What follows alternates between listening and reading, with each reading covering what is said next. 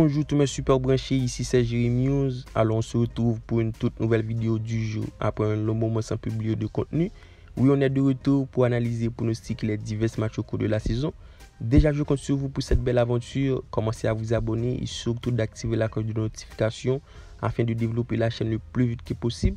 Je compte vraiment sur vous l'équipe, c'est à vous maintenant. N'hésitez pas à liker la vidéo si le contenu vous plaît. Déjà, on va essayer d'être le plus actif au cours de cette saison et pour cela, il faudra me suivre partout, tantôt sur mon canal Telegram et surtout sur Instagram, puisque je compte poster régulièrement dans mon story. Alors n'hésitez pas à le faire l'équipe, ces deux liens se trouvent dans la description. On se retrouve avec le premier match de ce samedi, la rencontre qui oppose Jeonbuk Seongmank du championnat de K-League. Alors déjà, on a une affiche plutôt déséquilibrée au classement entre le deuxième et le dernier. Vu le tas de forme des deux équipes, la tendance est claire. On a d'un côté la formation de Jeonbuk en grande forme. Ça reste une très bonne dynamique sur les 5 derniers rencontres en championnat. C'est en total 2 nuls pour 3 victoires. Une formation palliée par un bon effectif avec la présence d'un très bon trio offensif composé de Gustavo Bawa et de Kang Jang-sung. Et face à ces moments en difficulté, ça enchaîne que des mauvais résultats, soit 3 défaites consécutives. Il perd 2-0 contre Gangwon, 4-1 contre Pohang et la défaite 3-2 face à Jeju. Selon moi, face à Jeonbuk, je vois mal les visiteurs faire un bon résultat. Du coup, j'opterai pour une victoire de Jeonbuk sur un score de 2-0, une cote à 1.45. On reste en Corée du Sud avec le match qui oppose Ulsan à l'équipe de Ulsan. Match retour pour cette 22e journée de K-League.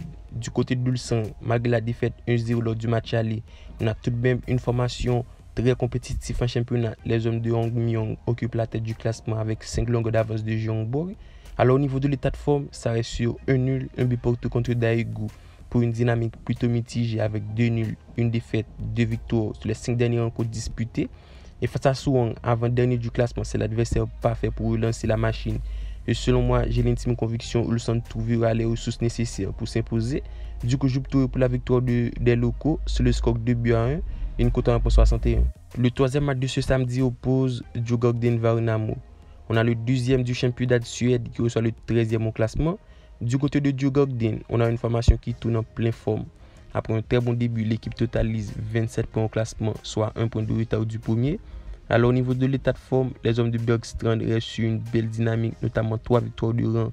Le 5-2 contre Sundsvall, le 1-0 contre Hammarby et la victoire 2-0 contre Helsingborg.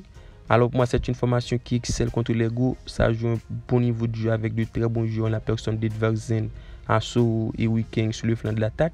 Et face au premier qui fait un début de saison plutôt mauvais, à 3 points de la zone rouge, l'équipe reste sur 2 défaites, 1 nul après la série de 2 victoires consécutives. Par contre, dans ce match, Värnamo revient pas top après la trêve. Et face au leader au classement, c'est le moment qu'il fallait pas. Du coup, j'opterai pour une victoire du Djurgården sur un score 3-0, une cote à 1.40. Alors on enchaîne maintenant avec le 4e match du championnat de Norvège, la rencontre qui oppose Akam Bodø Glimt. Match plutôt sympa à regarder entre le 10e et le 4e au classement. Du côté des promus, les hommes de Mikkelsen excellent dans le haut niveau. Non seulement ça reste une belle dynamique, on remarque notamment le point du match nul contre Moule sur le score 0 but partout. Et face à Bodø Glimt, pour moi, il y a de l'espace pour aller faire un bon résultat. Puisqu'on le voit, les visiteurs sont à mal sur cette saison, actuellement 4e au classement. Les coéquipiers de Pellegrini comptent 22 points et se retrouvent en course d'une place pour les tours de qualification de Champions League. Et face à l'équipe d'Akam, c'est le moment de lâcher des points. Vous l'aurez compris l'équipe, j'opte pour une double chance à Akam sur le score 1 but partout. Et pour terminer avec nos 2 dernières rencontres, on se retrouve en Suisse avec le championnat de Super League, le match qui oppose Young Boys Zurich. On a le 3e que soit le premier de la saison passée. Du côté de Young Boys, après avoir été détourné de la première place, pour moi cette nouvelle saison, les objectifs devraient être en place pour aller chercher le titre. Et face au tenant du titre, on doit avoir un très bon match. Du côté de Zurich, après avoir excellé la saison passée, la confiance est de mise pour cette nouvelle saison. Alors au niveau du rapport de force, on a 2 formations avec un bon niveau de jeu. Ça reste sur de bonnes performances lors des matchs amicaux avec 2 équipes qui sont sûres de leur force. Ça reste très solide en attaque avec 2 formations joueuses, un jeu tourné vers l'offensif. Par contre, dans ce match d'ouverture, je m'attends à une rencontre plutôt disputée et surtout équilibrée. Et mon pronostic pas en ce sens, j'opterai pour le nul en première mi-temps, une parie celle-ci cotée à 2.10. Et pour terminer avec le dernier match de ce samedi, on reste en Suisse avec l'équipe de Witorture qui reçoit Bâle. Du côté des promus, après une excellente saison en Challenge League, les hommes de Luz rejoignent l'élite et sera à cœur de performer. Par contre, face à l'équipe de Bâle, la donne s'annonce de taille.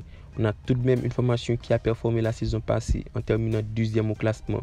Alors au niveau du rapport de force, on a deux formations qui restent sur une excellente pré-saison. On devrait s'attendre à un bon niveau de jeu. Mais pour moi, Bâle a l'avantage d'avoir l'expérience du championnat. Et face au premier, j'opterai pour une double chance Bâle sur un score de 2-1.